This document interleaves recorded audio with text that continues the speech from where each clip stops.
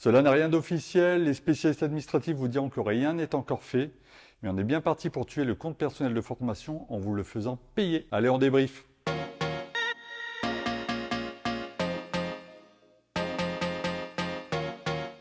Le but initial du compte personnel de formation était de permettre à chacun d'être maître de son destin professionnel en se formant quand il le voulait, sur des thématiques bien évidemment validées par l'État. Ce qui constituait donc une véritable avancée sociale risque donc d'être sacrifié sur l'autel des économies, le but étant de réduire le déficit du CPF en faisant porter aux titulaires un reste à charge de 30%. Sachant que le coût moyen d'une formation sur le site CPF est de 2500 € TTC. Ah, attendez.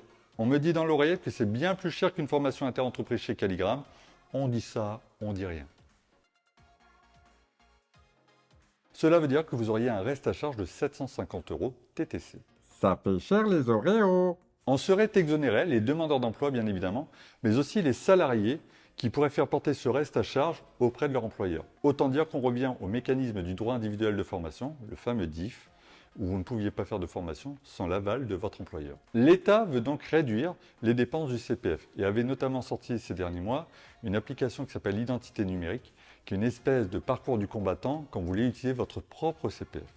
Et cela marche, puisqu'en 2023, par rapport à la même période 2022, eh bien le CPF accuse une baisse de moins 34%, sachant que 2022 accusait déjà elle-même une baisse par rapport à 2021. Alors mon conseil, forcément, il aura l'air biaisé puisque je suis gérant d'un centre de formation, mais ce serait de vous dire d'utiliser votre compte personnel de formation tant que vous n'avez rien à débourser. L'objectif de l'État était de valider cette réforme au second trimestre 2023. Et quand on regarde bien, ce second trimestre 2023, il est bientôt fini. Je rappelle donc que chez Calligram, vous pouvez retrouver des formations liées à la suite Office avec Word, PowerPoint ou encore Excel, mais aussi la suite Adobe avec Photoshop, InDesign, Illustrator, etc.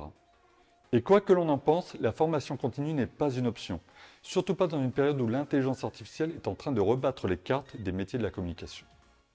Et entre nous, Muriel Pénicaud, ancienne ministre du Travail qui a promulgué le compte personnel de formation, est contre cette réforme du reste à charge.